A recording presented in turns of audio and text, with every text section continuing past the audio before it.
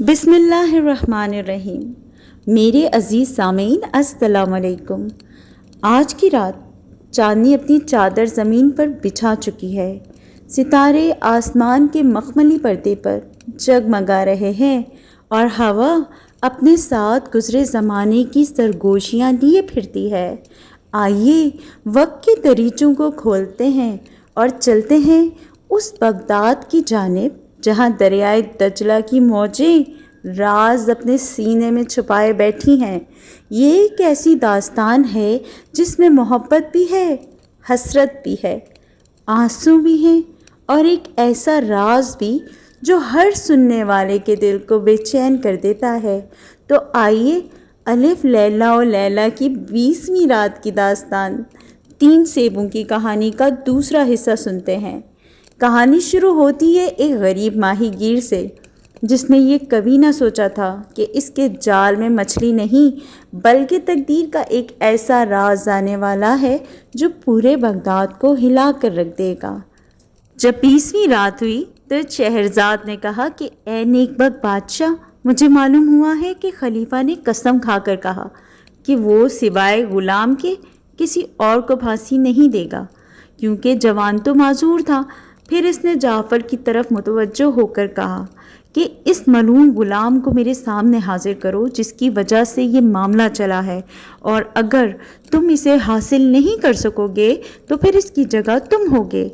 جعفر وہاں سے روانہ ہوا اور رو رو کر کہتا تھا کہ 2 موتیں تو میرے سامنے آ چکی ہیں، اور مثل ہے کہ گھڑا ہر بار کنویں سے ثابت نہیں نکلتا، اس میں تدبیریں نکالنے سے کوئی فائدہ نہیں۔ جس نے مجھے پہلی بار بچایا ہے وہی اس بار بھی بچائے گا۔ خدا کی قسم کہ میں 3 دن تک اپنے گھر سے نہیں نکلوں گا، اور خدا کی جو مرضی ہوگی وہ ہوگا۔ 3 دن تک وہ اپنے گھر میں بیٹھا رہا اور چوتھے دن قاضیوں اور گواہوں کو بلایا اور اپنے بیٹے اور بیٹیوں سے رخصت ہو کر رونے لگا۔ اتنے میں خلیفہ کا فرستادہ اس کے پاس پہنچا اور کہنے لگا کہ خلیفہ بے حد غصے میں ہے اور مجھے تیرے لانے کے لیے بھیجا ہے، اور اس نے قسم کھائی ہے کہ وہ تجھے شام سے پہلے پھانسی دے دے گا۔ جب جعفر نے یہ سنا تو وہ رونے لگا اور اس کے ساتھ اس کے بیٹے اور بیٹیاں اور غلام اور سارے گھر والے ماتم کرنے لگے۔ جب وہ سب سے رخصت ہو چکا تو اپنی چھوٹی بیٹی کے پاس گیا کہ اس سے رخصت ہو لے، کیونکہ وہ اسے تمام اولادوں سے زیادہ چاہتا تھا۔ جب اسے سینے سے لگایا اور اسے بوسہ دیا اور اس کی جدائی کی وجہ سے رونے لگا تو اس کی جیب میں کوئی گول سی چیز معلوم ہوئی۔ اس نے کہا کہ تیرے جیب میں کیا ہے؟ اس نے کہا کہ ابا جان سیب ہے جس پر ہمارے آقا خلیفہ کا نام لکھا ہوا ہے، ہمارا غلام ریحان اسے لایا ہے، وہ 4 دن سے میرے پاس ہے، بغیر 2 دینار لیے اس نے یہ سیب مجھے نہیں دیا۔ جب جعفر نے غلام اور سیب کا ماجرا سنا تو خوش ہو گیا اور اپنی بیٹی کی جیب میں ہاتھ ڈال کر وہ سیب نکال لیا اور پہچان کیا کہ یہ وہی سیب ہے، اور کہنے لگا کہ خوشی قریب ہے۔ اب اس نے غلام کو بلانے کا حکم دیا اور وہ حاضر ہوا۔ جعفر نے کہا کہ حیف ہے تجھ پر، اے ریحان، تجھے کہاں سے یہ سیب ملا؟ غلام نے کہا کہ اے آقا، خدا کی قسم اگر جھوٹ بولنے سے نجات مل سکتی ہے تو سچ بولنے سے تو اور بھی زیادہ نجات مل سکتی ہے۔ میں نے یہ سیب نہ تو تیرے محل سے چرایا ہے اور نہ امیر المومنین کے محل سے اور نہ اس کے باغ سے۔ واقعہ یہ ہے کہ 5 دن ہوئے کہ میں شہر کی ایک گلی سے گزر رہا تھا کہ میں نے دیکھا کہ بچے کھیل رہے ہیں اور میں ان میں سے ایک کے پاس یہ سیب ہے۔ میں نے تمانچہ مار کے اس سے یہ سیب چھین لیا، اور وہ رونے لگا اور اس نے کہا کہ اے جوان، یہ میری ماں کا سیب ہے، وہ بیمار ہے اور اس نے میرے باپ سے ایک سیب کی خواہش ظاہر کی تھی اور وہ بصرے جا کر اس کے لیے 3 سیب 3 دینار میں خرید کر لایا تھا۔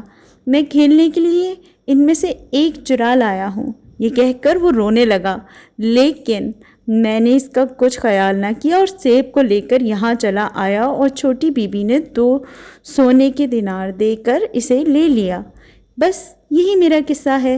جب جعفر نے یہ قصہ سنا تو اسے جھنبا ہو گیا، کیونکہ اسے معلوم ہوا کہ اس سارے فتنے اور لڑکی کے قتل ہونے کا بانی یہی میرا غلام ہے، اور اس بات سے غمزدہ ہو کر غلام اس کی طرف منسوب ہے، مگر اپنے چھٹکارے سے اسے خوشی ہوئی اور وہ یہ اشعار پڑھنے لگا: اگر تیرے اوپر غلام کی وجہ سے کوئی مصیبت آئے تو اسے اپنے اوپر فدا کر دے، کیونکہ نوکر تجھے بہت مل جائیں گے لیکن تیرا بدل نہیں ملنے کا۔ اب اس نے غلام کا ہاتھ پکڑا اور اسے خلیفہ کے پاس لے گیا اور اس سے سارا قصہ شروع سے لے کے آخر تک بیان کر دیا۔ خلیفہ کو اس پر بڑا تعجب ہوا اور وہ ہنستے ہنستے لوٹ گیا اور اس نے حکم دیا کہ اس قصے کو قلم بند کر لیا جائے اور اسے لوگوں کے درمیان شائع کیا جائے۔ جعفر نے کہا کہ اے امیر المومنین، تعجب مت کر، کیونکہ یہ کہانی نور الدین علی مصری اور اس کے بھائی شمس الدین محمد کی کہانی سے عجیب تر نہیں ہے۔ خلیفہ نے کہا کہ سنا دیکھیں تو صحیح کہ وہ کون سی کہانی ہے جو اس سے زیادہ عجیب و غریب ہے۔ جعفر نے کہا کہ اے امیر المومنین، میں اسے محض اس ایک شرط پر بیان کروں گا کہ تو میرے غلام کو قتل نہ کرے۔ اس نے کہا کہ اگر وہ اس ماجرے سے جس کا اتفاق ہمیں ہوا ہے عجیب تر ہوگی تو میں تیری خاطر اس کا خون بخش دوں گا، اور اگر اس سے عجیب نہ ہوئی تو تیرے غلام کو قتل کر دوں گا۔ پیارے دوستو، یہ کہانی تو یہاں ختم ہوئی۔ اگلی کہانی ہے وزیر نور الدین اور اس کے بھائی کی کہانی۔ اور یوں میرے عزیز سامعین، یہ داستان اپنے اختتام کو پہنچی۔ وقت کی گرد میں چھپے اس قصے نے ہمیں یہ سکھایا کہ ہر راز ایک دن آشکار ہو جاتا ہے اور ہر عمل اپنے انجام تک ضرور پہنچتا ہے۔